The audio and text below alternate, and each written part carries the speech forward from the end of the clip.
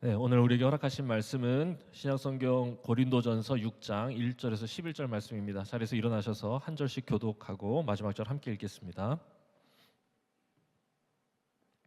제가 먼저 받들어 읽겠습니다.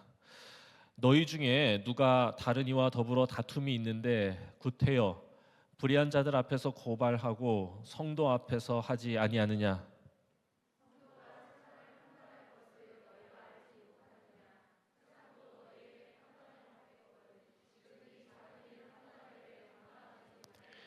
우리가 천사를 판단할 것을 너희가 알지 못하느냐? 그러하거든 하물며 세상 일이랴.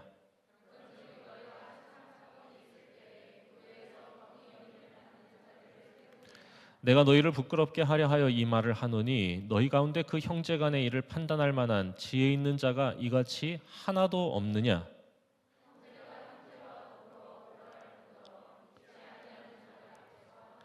너희가 피차 고발함으로 너희 가운데 이미 뚜렷한 허물이 있나니 차라리 불의를 당하는 것이 낫지 아니하며 차라리 속는 것이 낫지 아니하냐?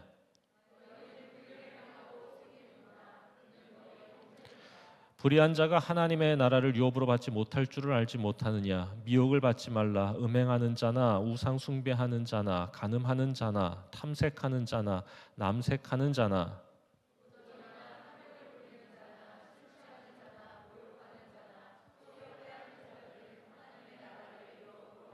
함께 읽습니다.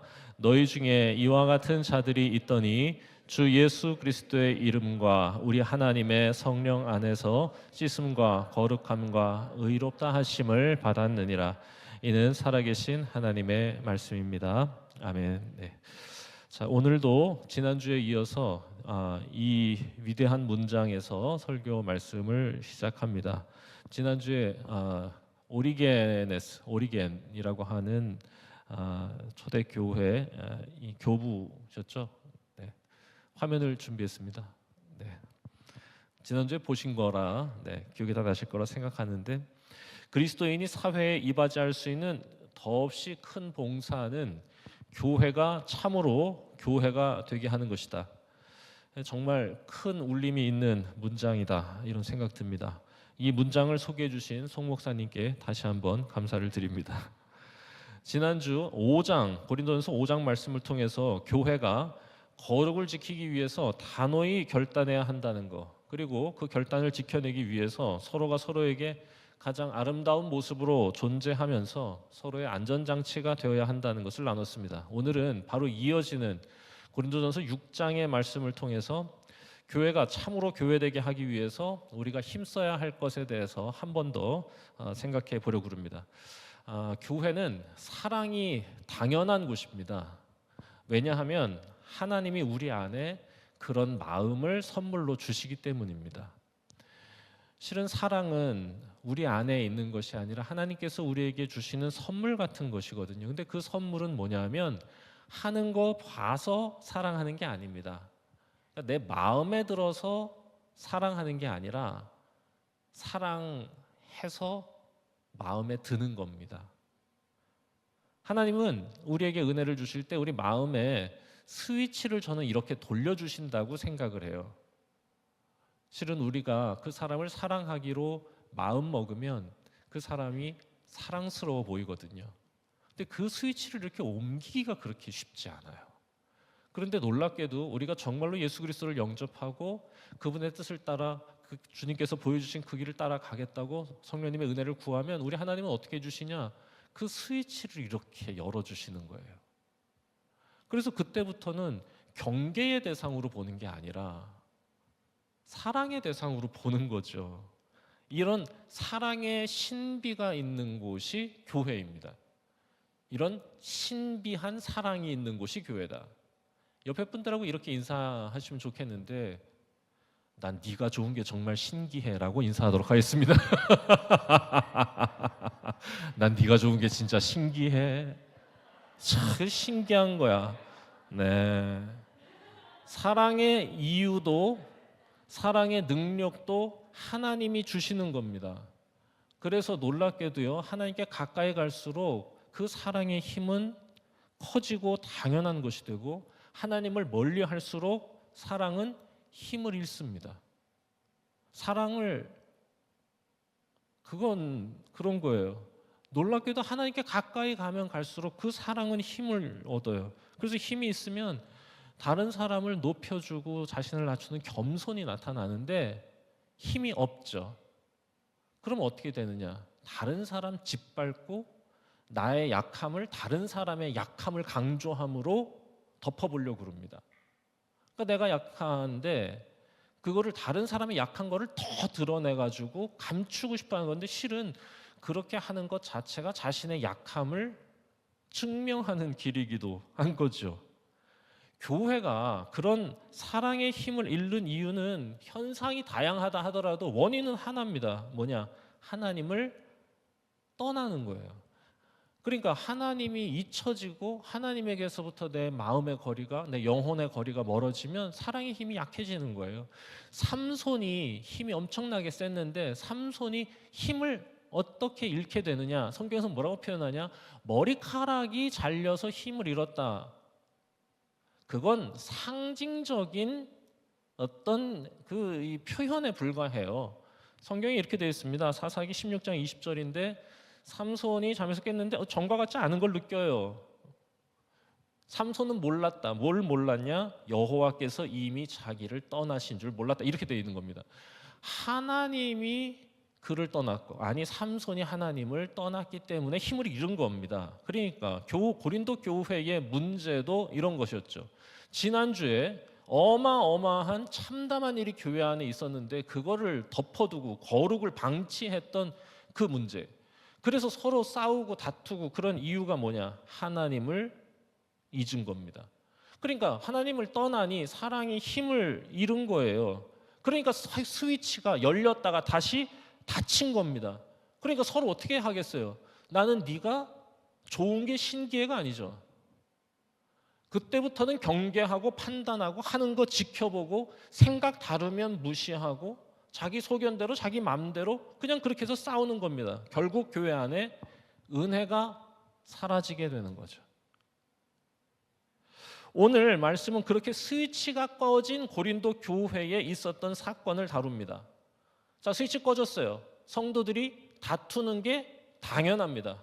왜냐? 교회는요, 마음 맞는 사람끼리 모인 곳이 아니에요.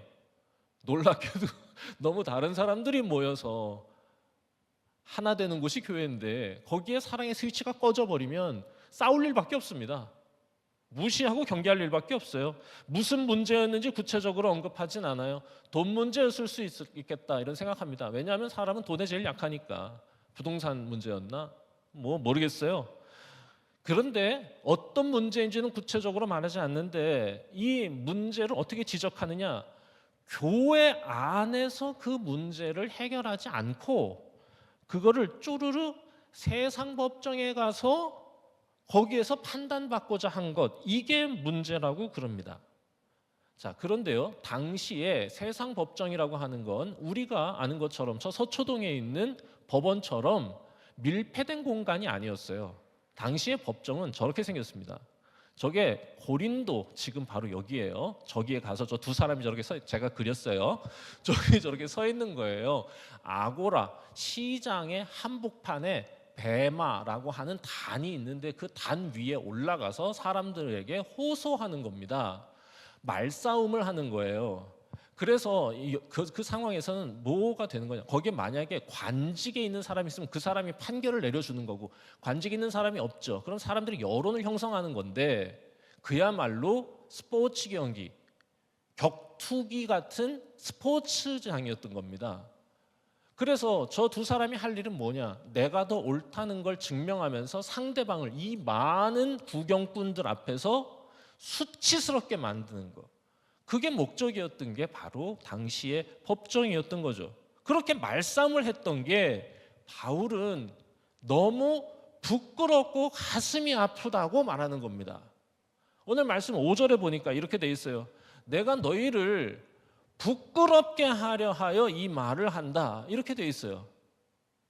이거를 다른 말로 하면 왜 너네는 이거를 부끄러워하지 않느냐고 질책하는 겁니다. 1절, 너희 중에 누가 다른 이와 더불어 다툼이 있는데 그걸 구태여 불의한 자들 앞에서 고발하고 성도 앞에서 왜 하지 않았느냐? 굳이 왜 그렇게까지 해야만 했어요?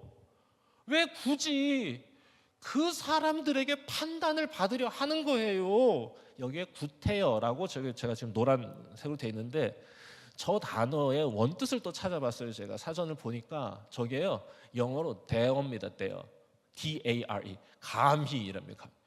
감히 성도가 어떻게 그 사람들에게 판단받으려 하는 겁니까? 어떻게 그 사람들의 판결을 구걸합니까? 이거 부끄럽지 않습니까? 라고 얘기하는 겁니다. 그리고 오늘 우리가 읽은 이 1절에서 11절의 말씀 속에서 바울의 이 부끄러움의 이유가 두 가지로 나타나요. 두 가지 관점에서 정리했습니다. 첫 번째, 부끄러움의 이유가 뭐냐? 그렇게 한 그 일은 교회와 성도가 어떤 존재인지에 대한 무지라는 거예요. 그걸 너희들이 모른다는 게 너무 창피하다. 그래서 6장에서요 바울은 알지 못하느냐라고 하는 저 표현을 6번이나 반복합니다. 도대체 여보세요? 계세요? 비었다는 거야. 왜 모르느냐는 겁니다. 뭘 모르는 거냐? 교회와 성도가 서 있어야 할 자리가 어디인 줄을 모른다는 겁니다. 2절, 성도가 세상을 판단할 것을 알지 못하냐? 세상도 너희에게 판단을 받아야 되는데 어떻게 그 지극히 작은 일을 판단하기를 너희가 감당 못하냐? 3절, 우리는 천사도 판단하게 하신다고 우리 주님이 말씀하시지 않았느냐? 어떻게 그런데 세상 일을 그렇게 하느냐라고 얘기하는 겁니다. 저는 성도를 이렇게 정의하고 싶어요. 성도는 높은 기준을 가진 사람, 높은 길을 가는 사람입니다. 사회보다 도덕적, 윤리적 기준이 높은 사람. 그래서 법을 초월해서 사는 사람,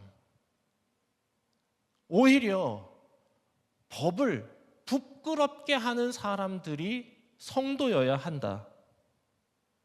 미셸 오바마가 연설에서 했던 말이라고 저는 기억하고 있는데 When they go low, we go high. 이런 말을 했대요.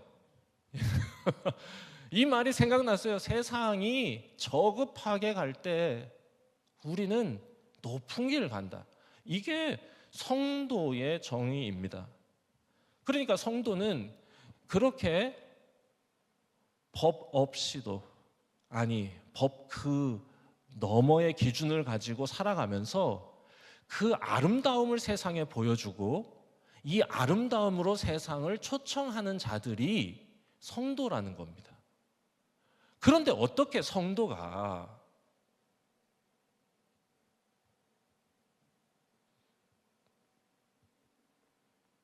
세상에 나가서 세상의 판단을, 세상의 지지를 받으려 하는 거냐? 이건 아니지 않느냐라고 말하는 거죠. 4절, 그런데 어떻게 여러분이 그 신뢰하지 못할 세상 사람들에게 판결을 받으려 합니까? 5절, 부끄러운 줄 아십시오. 여러분들 중에 다툼이 일어날 때 그 일을 공정하게 판결할 만한, 분별할 수 있는 사람이 한 사람도 여러분 가운데 없다는 게 이게 가당키나 한 일입니까? 6절, 정의의 하나님을 믿는 여러분들이 어떻게 하나님을 믿지 않는 사람들 앞에서 서로를 끌고 갑니까? 어떻게 그 사람들이 정의로운 판결을 내릴 수 있겠습니까? 여러분들이 몰라도 한참을 모르는 것 같습니다. 그래서 이 답답함을 한 단어에 담아낸 거죠. 아까 1절, 구태여. 구태여. 그렇게까지 해야 합니까? 세상이 여러분들을 판단할 수준으로 살면 되겠습니까? 우리는 오히려 그렇게 살아가지 못하는 세상을 판단할 거룩한 제사장으로 부르심을 받은 사람들인데 어떻게 우리가 세상의 판단을 받으러 나갈 수 있다 이 말입니까? 이게 말이나 됩니까? 그래서 부끄럽다는 거죠. 그러니까 고린도 교회의 문제는 이 사실을 잊은 겁니다. 두 번째, 부끄러움의 이유는 뭐냐? 이 일은 그 자체로 성도의 패배를 시인한 것이라는 겁니다. 7절에 보니까 이렇게 되어 있어요. 너희가 피차 고발함으로 너희 가운데 이미 뚜렷한 허물이 있나니, 이렇게 되어 있어요. 저기에 뚜렷한 허물이라고 지금 번역이 되어 있는데, 저 허물이라고 하는 단어가 본래 단어는 실패, 패배예요. 앞에 뚜렷한 저거는 홀로스, 홀리의 어원 같아요. 정확하진 않지만, 그러니까 완전한 패배. 그러니까 너희가 그냥 고발하는 그 순간 이미 너희는 완전히 패배한 것이다 라고 얘기하고 있는 겁니다. 바울이 고발하는 그 순간 끝났다는 거예요. 완전한 실패, 완전한 패배. 서로 이기겠다고, 서로 높아지겠다고 하는 것 그 자체가 이미 성도의 뚜렷한 패배를 시인한 거다. 그건 세상을 향해서 우리 교회 안에는 화해의 능력이 없다고 공표한 거다. 돈 앞에서는 예수의 사랑도 소용없다고 세상 앞에 보여준 일이다 라고 얘기하는 거죠. 그러니 이거 누가 이겨도 진 거죠. 이겨가지고 소송에서 이겨서 돈을 돌려받는다고 한들 그 사람은 진 거다. 성도의 패배다. 높은 길의 실패다. 그러니까 성도는 더 높은 길을 가는 사람들인데 그러면 안 돼. 차라리 그래서 7절 져줘야 된다는 겁니다. 차라리 너희 안에서 왜 져주지 못하느냐? 그 형제가 더 온전한 하나님의 자녀가 되도록 돕는 것이 너희의 사명이 아니냐라고 얘기하는 겁니다. 8절 어떻게 하나님을 아버지로 부르는 한 형제들끼리 그럴 수 있어? 그 사명보다 네가 어떻게든 이기려고 불의를 행하고 속이고 사람들 앞에 가서 그 사람 창피 주고 그게 옳아? 그래서 너 잘난 거 그거 증명되면 그게 그렇게 중요해? 아니라는 겁니다. 그래서는 우리 주님이 우리를 통해서 영광 받지 못한다는 거예요. 여러분 바울이 진짜로 이 고린도전서 6장을 통해서 고린도 교회에 꼭 얘기해 주고 싶은 게 이겁니다. 그게 주님이 받으실 만한 성도의 삶입니까? 이 얘기를 하고 싶은 겁니다. 5장, 6장 이어서 그게 여러분 안에 여러분이 왕으로 모신 주님이 드러나는 일입니까? 라고 묻는 거예요. 무슨 일을 하든지 그러니까 이 일이 우리 하나님께서 받으실 만한 것인지 물어보라는 거예요. 그래서 이게 하나님께서 받으실 만한 일이면 자신 있게 당당하게 그 일을 하고 부끄러우면 차라리 저주라는 겁니다. 이게 성도라고. 왜? 성도는 높은 기준을 가지고 주님이 원하시는 그 높은 길을 가는 사람들이니까. 그래서 교회에 새로운 기준을 지금 주고 있는 겁니다. 세상이 용납할 만한 수준의 삶, 그 기준이 아니라 하나님이 받으실 만한 삶의 기준. 구태여 세상의 기준 아래서 판단받으려 하지 말고 차라리 선으로 악을 이기듯 서로에게 양보하고 져주고 손해보는 삶을 살 수 있을 때 그때 하나님이 영광 받으신다는 겁니다. 고린도전서 6장 19절에서 20절 결국 이 6장의 결론이죠. 너희 몸으로 하나님께 영광을 돌려라. 이 말 한마디를 하고 싶은 겁니다. 저는 오늘 이 말씀을 묵상하다가 저희 아버지께서 해주신 말씀이 생각이 났습니다. 저희 아버지 참 좋은 분이라고 저는. 그럼 여러분들이 잘 모르시죠? 우리 아버지 엄청 좋으신 분이세요. 저희 아버지가 해주신 말씀 중에 이런 말씀이 있었어요. 성도는 의무를 초월해서 사는 사람. 저희 아버지세요. 네. 하여간 우리 아버지 설교 말씀이 그렇게 잘 기억이 나진 않아요. 그런데 저 표현은 정확하게 기억나요. 많이 하셨나 봐요. 의무를 초월해서 사는 사람이라고. 같은 맥락이라고 생각했어요. 성도는 의무만큼 하는 게 아니라 의무를 초월할 때 하나님 영광 받으시고 의무를 초월할 때 사람들의 마음에 감동이 있다고. 그 얘기를 늘 하셨어요. 그리고 목사인 저에게 뭐라고 하셨냐? 목사는 성도보다 하나 더 하는 사람이라고 그러셨어요. 저희 이 말이 참 좋습니다.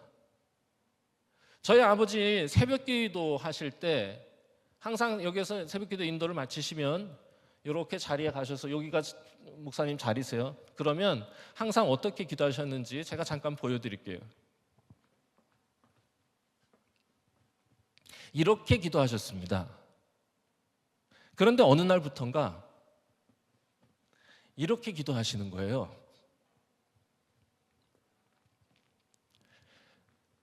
새벽기도 인도를 마치시고는 저쪽에 가셔서 가장 늦게까지 저 자리에서 무릎 꿇고 기도하시고 그리고 집으로 돌아오시고 그러셨는데, 어느 날부턴가 새벽기도 가시는데 바닥에 방석을 안 깔고 그냥 저 딱딱한 바닥에다가 무릎 꿇고 기도하시는 거예요.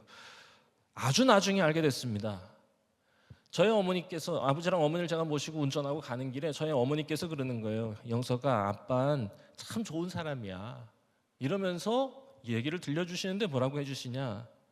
새벽기도 저렇게 기도하고 계신데 어느 성도께서 목사가 푹신한 방석에 무릎 꿇고 기도하시는 것이 불편하다고 하셨다는 겁니다. 그리고 아버지는 다음 날부터 방석을 빼고 기도하셨다는 거예요. 은퇴하실 때까지. 안 그래도 됩니다. 한 사람의 성도가 어떤 면에서는 부당하고 과도한 요구일 것 같은 요구니 모른 척 무릎 보호를 위해서 방석을 계속 깔고 하셔도 됐는데, 저희 아버지는 안 그래도 되지만 의무를 초월해서 성도보다 하나 더 하시기로 결정하신 겁니다. 방석이 영성과 무슨 상관이 있느냐? 그분을 설득할 수도 있는 일이었지만 우리 아버지는 구태여 따지는 일은 포기하고 차라리 하나 더 하기를 선택하신 거죠. 이게 성도의 삶이고 목회자의 삶이라 여기신 것입니다. 제가 청년 목회를 시작하고 전 33살에 청년부를 맡아서 목회를 했는데, 목사 안수를 받자마자 청년부를 맡아서 시작했을 때 3달쯤 지났을 때 위기가 있었습니다. 시작하자마자 33살 이제 갓 목사 안수를 받은 김영성 목사에게 위기가 닥쳤어요. 함께 그 교회에 있었던 두 신학생, 성욱이, 종철이, 이 친구들이 갑자기 금요기도회를 마치고 그만두겠다고 저에게 그런 겁니다. 이유는 청년부 임원들이 자기를 무시한다는 것이었습니다. 하는 말이 구태여 무시당하면서 열심히 사역하고 싶지 않습니다. 충분히 이해가 됐습니다. 왜냐하면 그도 그럴 것이, 당시 그 신학생들의 나이는 25살, 임원단들의 나이는 35살이었습니다. 죄송합니다. 32살이었습니다. 충분히 이해가 됐어요. 왜냐하면 그 친구들이 나이가 어린 신학생들을 보면서 동생 같고 그러니까 귀엽게 야 그런 건데 그게 싫었나 봐요. 못하겠다고. 그래서 제가 하루만 시간을 달라고 했어요. 금요일이었으니까 하루만 시간 줘라. 토요일 날 우리 만나자. 토요일에 두 사람을 불러서 보쌈집에 갔습니다. 3시간 동안 보쌈을 먹었어요. 고기 반, 눈물 반이었습니다. 아버지께 배운 대로 한참을 설득했습니다. 의무를 초월해서 차라리 하나 더 해보자. 그 친구들이 너 무시하지. 놀랐겠지만 나한테도 그런다. 나는 걔네들보다 나이도 많고 심지어 목사다. 실제로 저한테 전화해서 많은 얘기를 했어요. 정말로요. 설교 그렇게 하면 안 된다. 1만 스승은 있는데 한 아비는 없다. 그래도 그 같이 있는 동생 같은 그 두 친구를 설득했습니다. 그래도 우리가 이곳에서 함께 일하면서 우리가 진짜 기뻐할 수 있는 순간은 그 사람들과 싸워 이기는 순간이 아니라 그들을 믿음 안에서 세우는 순간일 거다. 우리는 언젠가 떠날 사람들이잖아. 하지만 적어도 우리가 여기 있는 동안 나하고 너희 둘을 통해서 여기에 있는 이 청년들이 즐겁고 의미 있게 교회를 섬길 수 있게 된다면 아마 그때 비로소 우리는 진짜 기쁨이 뭔지를 알게 될 거고 우리 존재 목적은 그 순간에 다하는 거라고 난 생각한다. 그게 목회자로 사는 거다. 그러니까 한 번만 더 생각해줘. 둘이 결정해서 문자 줘라. 갈게. 이거를 거의 엉엉 울다시피 하면서 얘기하고 저도 감정이 훅 받쳐서 그리고 나왔어요. 솔직히 끝났다고 생각했습니다. 왜냐하면 저 혼자 3시간 동안 말했거든요. 이건 아니잖아요. 귀에서 피가 났을 거예요. 저 혼자 말하고 아무 반응이 없었어요. 아, 끝났다. 난 새로운 신학생들을 어떻게 찾아야 하는가. 집에 도착하기도 전에 문자가 왔습니다. 차 세우고 엉엉 울었습니다. 목사님, 저희 둘 끝까지 함께 하겠습니다. 그리고 그 친구들하고 2년 동안 열심히 했습니다. 그 친구들 차라리 헌신과 희생을 선택한 겁니다. 저는 위대한 선택이었다고 생각하고 그게 하나님께서 보시기에 기쁘신 일이었다 생각해요. 그래서 하나님이 복 주셨어요. 처음에 갔을 때 한 50명 모였었는데 이 친구들하고 2년 동안 사역하면서 200명으로 성장했습니다. 그들의 헌신을 하나님께서 기뻐하시고 그리고 그 일을 통해서 주님이 영광 받으셨다고 감히 말하고 싶습니다. 마지막 이야기. 120년 전 평양 대부흥 집회가 열렸습니다.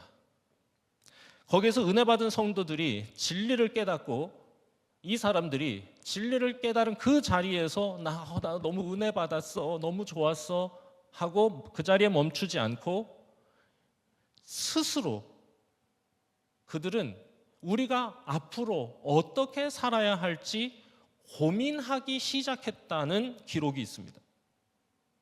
굉장히 놀라운 기록이죠.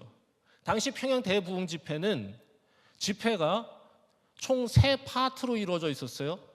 오전에 1시간 먼저 기도하고 2시간 성경 공부합니다. 사경회, 조사할 사, 성경경, 모일회, 성경을 살피는 모임이에요. 사경회, 성경 공부죠. 1시간 기도, 2시간 성경 공부, 그리고 점심 먹어요. 1시간 사경회 하고 이 뒤가 중요해. 1시간 소그룹으로 열띤 토론, 그리고 2시간 방문 전도, 저녁에 그 사람들 초청해서 전도 집회, 이렇게 일주일이 이어지는 집회가 바로 저 평양 장대현 교회에서 열렸습니다. 그 당시의 상황을 보고 존 스가랴 무어 선교사가 이렇게 증언합니다. 오후 사경회 후에 어떻게 살아야 할지 공개적인 토론을 벌이는 모습을 보면 그 열정이나 진지함에 놀라지 않을 수 없었습니다. 가장 놀라운 건 이런 문제들에 대해 그들은 자신들만의 도덕적 기준을 세워가고 있었다는 겁니다. 이게 선교사의 눈에 비친 우리 한국교회 부흥의 모습이에요. 이게 뭐냐? 말씀 듣고 깨달아, 은혜 받아. 그 다음에 뭐 한 것이냐? 자신들이 살던 삶의 수준, 그 너머의 기준을 세우기 시작했다 그겁니다. 의무를 초월하여 하나 더 걷는 삶에 대해서 고민하고 열띠게 토론하고 그것을 규율로 정해서 그것을 실천하기 시작했다. 너무 근사해.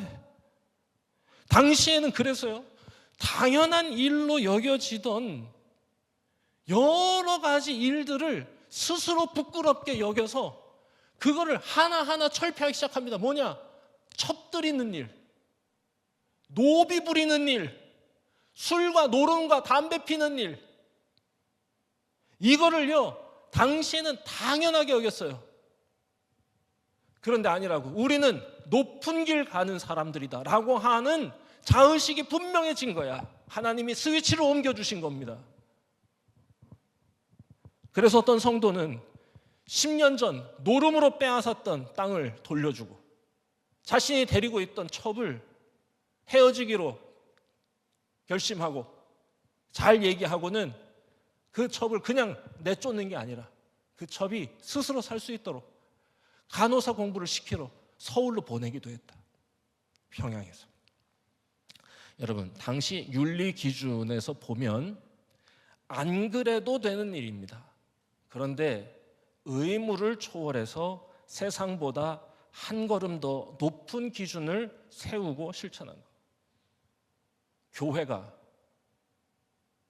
사회에 기여할 수 있는 가장 큰 공헌은, 봉사는 교회가 참으로 교회되게 하는 것. 성도들이 첩을 내보내고 일부 일처제를 실천하기 시작했을 때 사회가 바뀌기 시작했고 우리나라의 일부 일처제가 자리 잡게 된 겁니다. 주님이 우리를 통해 영광 받으실 만한가를 끊임없이 물은 결과가 아니었을까? 이것이 성도로 사는 것이고 교회가 참으로 교회되게 하는 일이다. 주님이 받으실 만한 삶인가? 이 질문을 가진 사람이라면 아마 날마다 하나님을 더욱 가까이 하려고 노력할 것이고, 하나님을 가까이 하려고 노력할 때마다 하나님은 우리 마음의 스위치를 옮겨주셔서 신기하게도 사랑스러운 신비가, 신기하게도 사랑하게 되는 신비가 가득하게 하실 것이다. 오늘 주신 말씀 생각하면서 함께 찬양하면 좋겠습니다. 교회가 교회되게 함께 찬양할 텐데요. 여러분, 교회는 높은 길 가는 사람들의 모임입니다. 우리가 그런 사람들이다.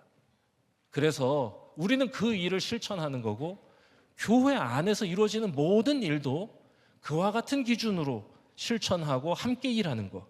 의무를 초월해서 하나 더 하는 사람들. 구태여 세상과 같아지기를 거부하고 차라리 희생과 헌신을 실천하는, 그렇게 우리를 통해 주님이 영광 받으시기를 소망하는 사람들의 모임.